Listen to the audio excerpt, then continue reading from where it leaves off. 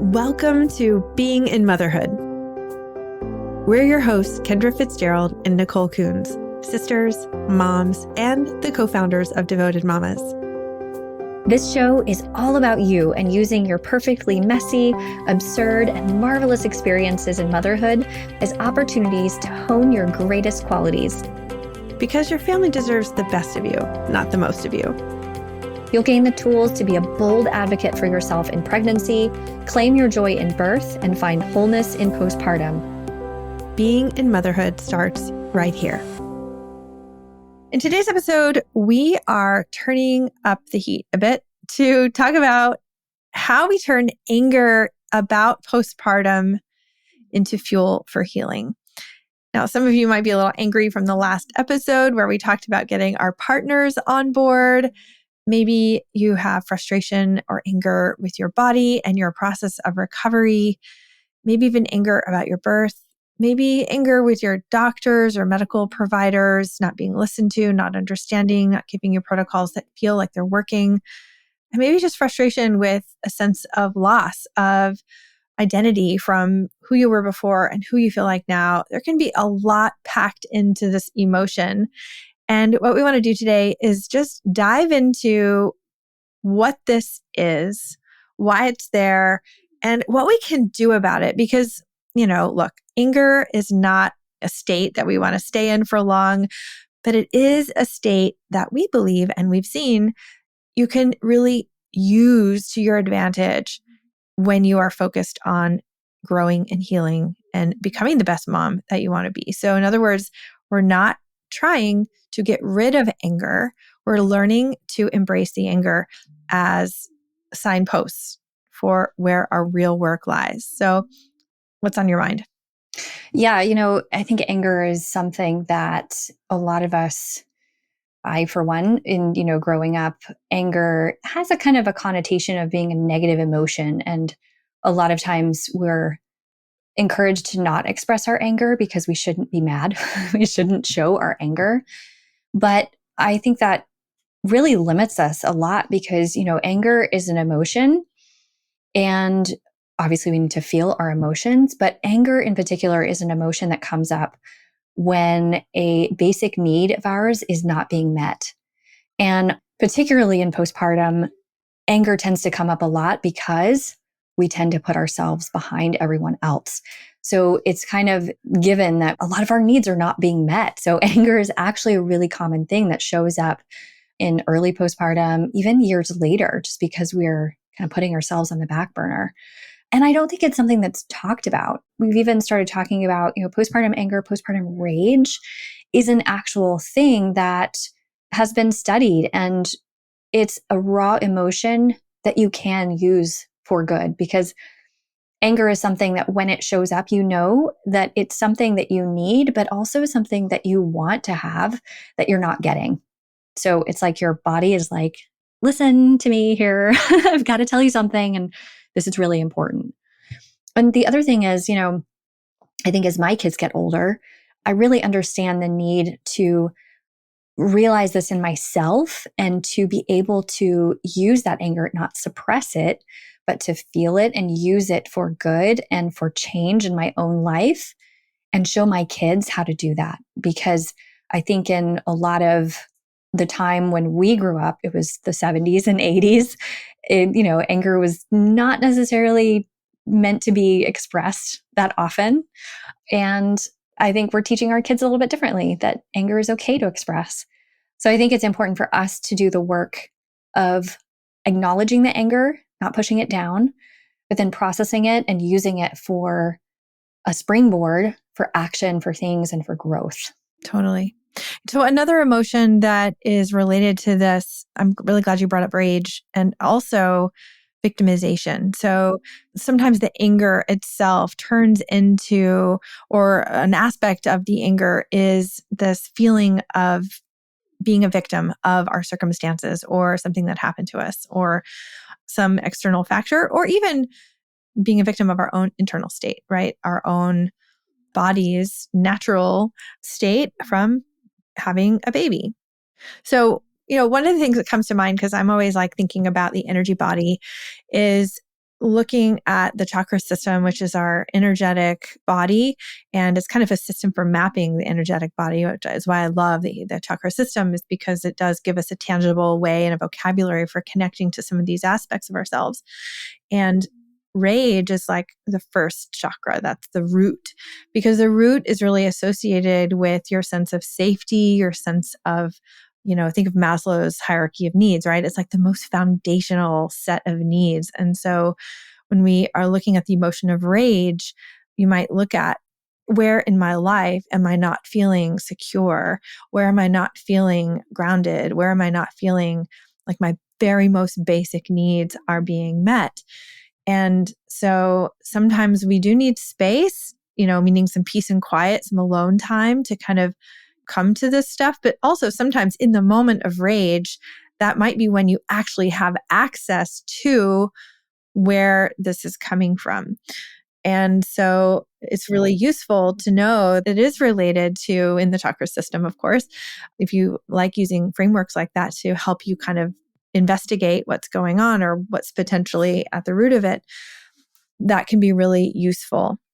And the cool thing about the chakra system is that oftentimes what we do is we start at the bottom. So if you start to address your sense of safety and trust, that underlying rage, like where is that deepest vulnerability in regards to your physical safety and security, if we start to address that, then the way the chakra and energy body system works is that it has a ripple effect up the chain. When you start to solidify that part of your body, the ripple effect will happen because the chakra system travels from the root up to the crown. This is why, I loved when we many years ago really put our work together, because I was steeped deep into the chakra system and you were steeped deeply into the science of postpartum repair and pelvic floor and all of this stuff. And we put our worlds together and it was like mind-blowing thing. It was like, dude, we're operating as moms from this center, this willpower, right? We're willing our way through our day. We're muscling and pushing ourselves beyond what we really feel capable of doing, beyond what we feel we have the support to do. And we feel depleted. We feel overrun, overworked, just overdone completely. And then we start working with moms and we start healing their pelvic floor. We start turning that foundation back on. We start bringing the foundation back into some structure. We start developing that solidity at the root, physically at the root. And what happens? Moms start to feel like, oh my God, I feel so much calmer about myself. I think that for me, that was one thing that was really challenging in postpartum, was the idea of or just the feeling of being ungrounded. Like my feet were going to slip out from underneath me, not physically, but just I felt like I was kind of this airy feeling of not having connection to what I was doing and my everyday life. And this upheaval of everything that I knew is very ungrounding. And I think it's similar to for a lot of moms. But, it makes sense that our energy is kind of shifted as well. Yeah. And just pay attention to things like, did you move while you were pregnant or when you had your baby? That is an example of your root chakra being challenged, right? Your sense of security and safety just shifted. Did you leave a job? There's financial security. Did something change in your family structure? Did something change in your extended family structure? So these are examples of ways that your external environment can be playing a role in your sense of safety and trust and security, stability in your root and in that sense of grounding. I'd love to dive a little bit deeper into the chat about what postpartum anger can look like. Mm-hmm. We talked about it a little bit in the beginning, but just a little bit more specific we talked about frustrations with partners. Perhaps, maybe they don't understand, maybe we're not getting as much help as we need, or maybe it's financial, anything that's going on that's frustrating. Maybe it's just roles have changed slightly now that there's another being in the family. And then other layers of frustration maybe layered on top of that with frustration with your body. Perhaps frustration with your recovery, how fast or not fast your body is recovering, what you feel and don't feel, how different your body feels. We also hear from mothers that they feel like they haven't been listened to, or their ideas and challenges are being dismissed. Well, I think it's like the symptoms, the symptoms that we feel and talk to our doctors about. We feel like we're complaining. I almost said complaining, because we feel like we're complaining, but we're not. We're just literally trying to like communicate what we're feeling. And then to have our complaints, our concerns, our feelings not heard. And adding on to that, I have heard many, many, many birth stories.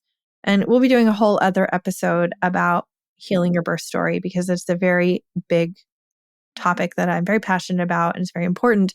But suffice it to say here that birth is traumatic. Like there is something in everyone's birth that happens unexpectedly. Even if it was a great birth, there's always something that happens unexpectedly.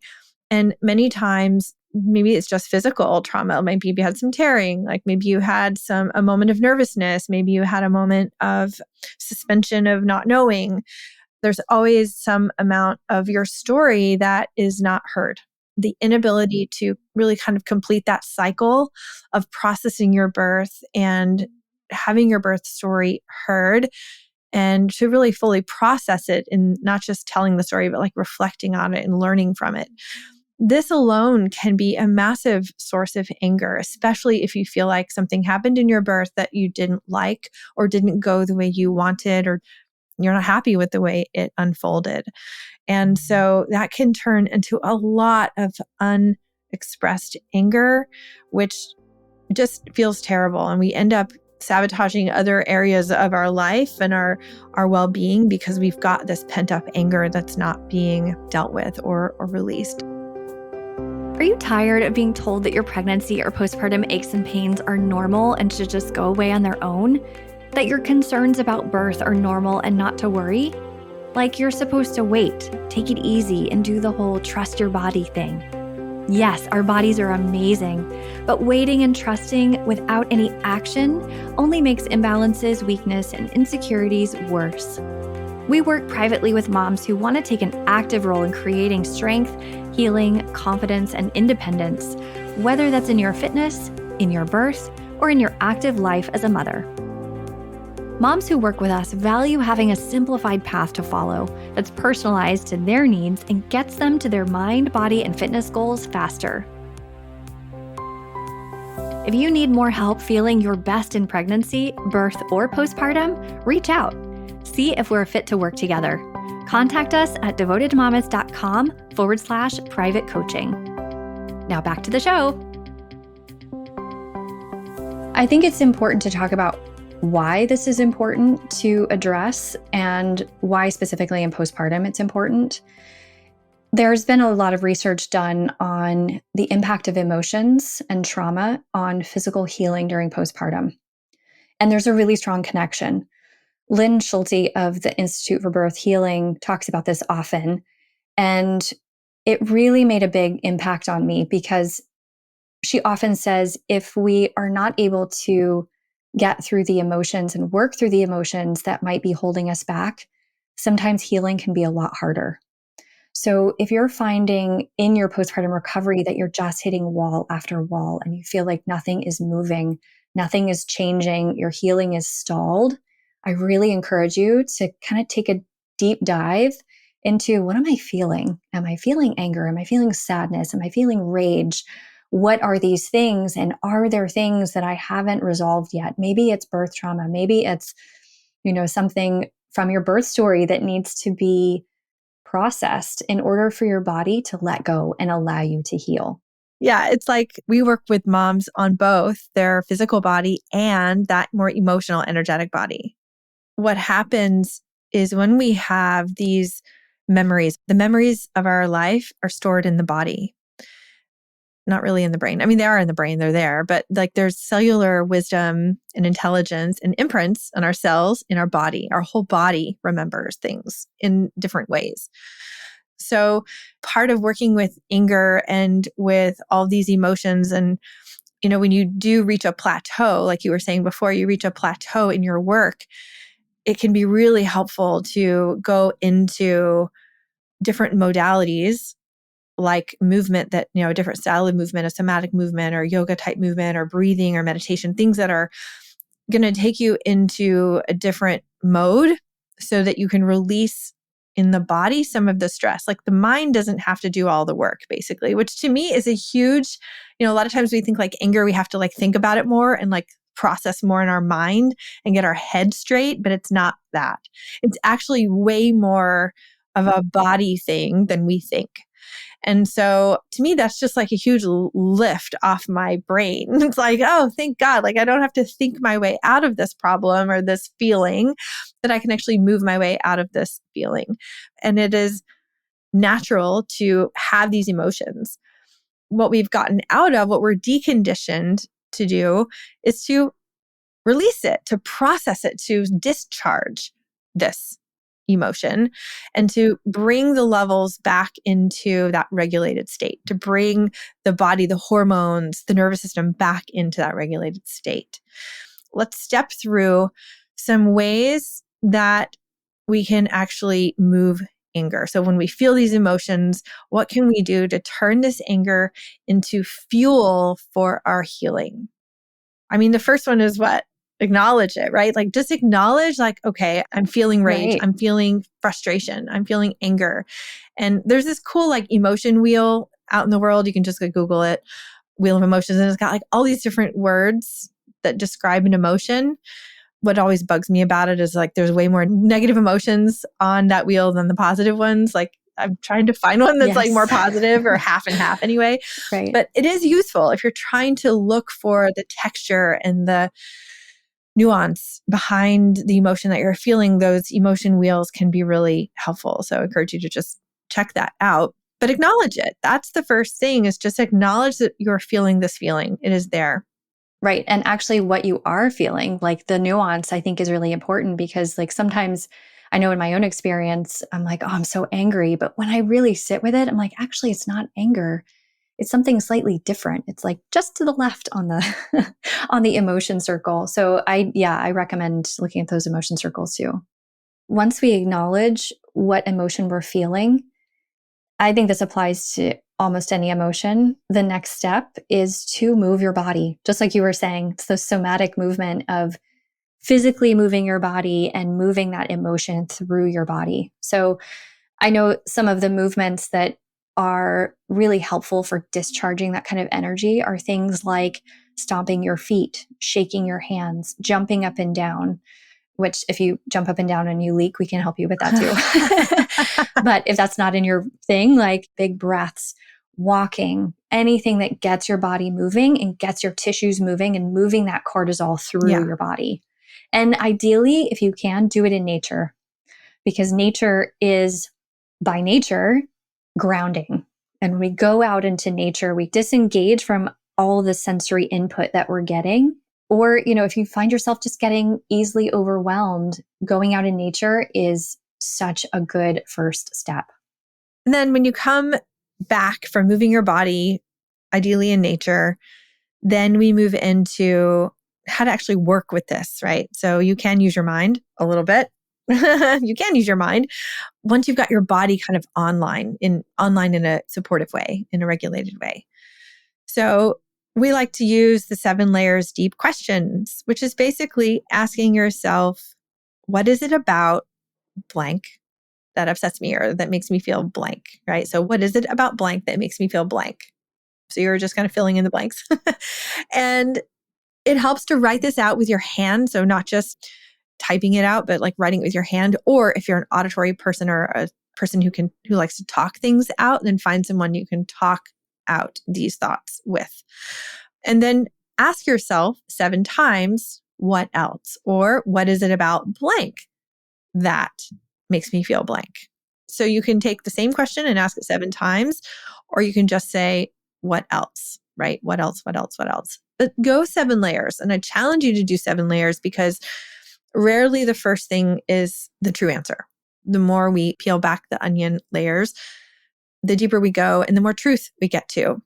So it might take you deeper down the direction you are headed, or it might actually take you down another path that guides you to something more truthful, more matter of fact for why you're feeling this way. And then the final thing is recognizing that anger is actually a springboard for your next step. So this is a huge mindset shift that may take a little practice to embody and to put into practice. But inside every single struggle, roadblock, obstacle, 50-foot wall, because there will be many, somewhere in there is a gift for you to receive. What does it take to get to that place of finding the gift, finding the win, if you will, in the challenge? Yeah, I think the idea of finding a positive out of a negative situation can sometimes be triggering for people too, because oftentimes we're told, oh, just look at the bright side. Everything will be fine, which basically means don't worry about it. Don't process it. It's not important, which, ooh, that could bring up some anger right there. Like, let me feel what I'm feeling. And it's also toxic positivity of everything will be fine. Just see the bright side. So this is not what we're talking about. We're not talking about just looking on the bright side. It's actually looking at what it is about that negative emotion that your brain is trying to say, hey, pay attention to me because this is something that I want and something that I need, which are two different things. And once you've figured out what that emotion is, you've gone 7 layers deep, you know what's actually causing it. Then you can sit. And I think the key to being able to find a gift is to sit with it. Sit with it. Don't try to do anything with it. Just sit and be quiet. You don't even have to meditate. Just sit and be quiet. Go sit in nature. Allow your brain to do the work for you because it wants to. It's really interesting what will come up out of that quiet space. Yeah. And a lot of times what will surface is a step you can take. And that's why we say that anger can be a springboard for action if you take these steps. The next step action will be apparent. And really then what it becomes is an opportunity to maybe it's have a conversation or make a small change, or maybe just put something in writing and say, no, I'm going to make a decision and then come back to it, or have an idea of what is necessary and then say it out loud. We're not talking about like making epic proportionate changes. It's just like that one step forward. I'm just thinking of so many times like Kendra and I play really well off of each other in the sense, like, I don't know how it happens. It just works out. Like when I'm having a moment of like anger or frustration, you're there with the great, just like, oh, well, what is it about that? Huh. Okay. Well, what is it about that? And what is it about that? Okay. Well, what else? Well, like you're just there to ask those questions. And similarly, you'll have times when you're just like, something's frustrating, something's really angering you. And I'm like, oh, well, that's interesting. Well, what is it about that? Well, what else? Okay. Just asking those Right. questions gives you the space. So if you can find a friend or, reach out to us, and this is again, something that we do, we work through these emotions as people are on their way to improving and being their best selves, that having people in your corner to help hold space for this processing is just so valuable. And they don't have to be a therapist. You don't need to go to therapy necessarily. If you have a therapist, great. That's another thing that your therapist can help you with. But it can be a friend. It can be someone who cares about you. And that is enough.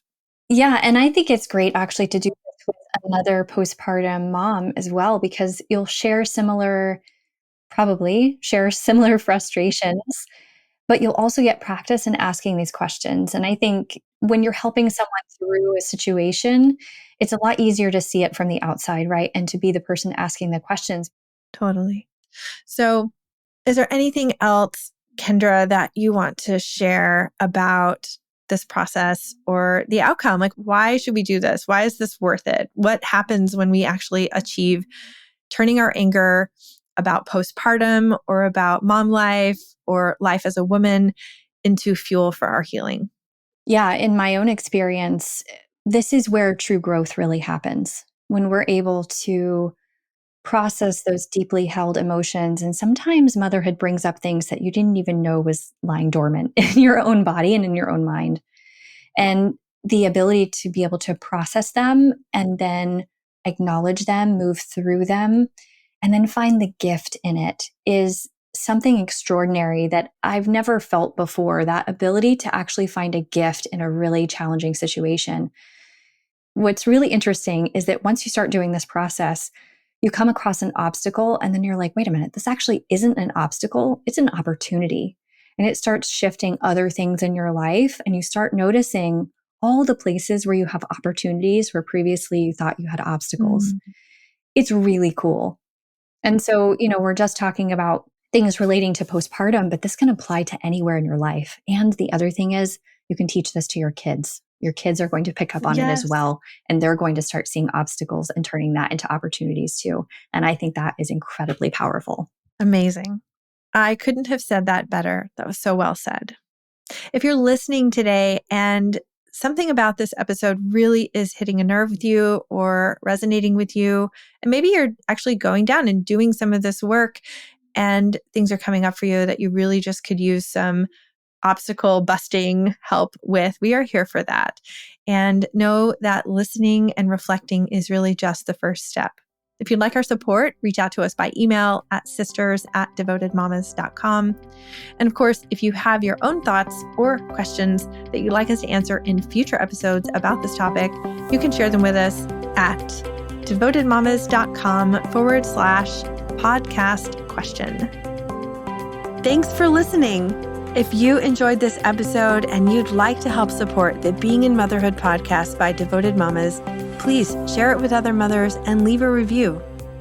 As always, you can find us on Instagram at Devoted Mamas and check out all links and resources in the show notes. Be courageous and stay devoted to growing into your best self as a mom.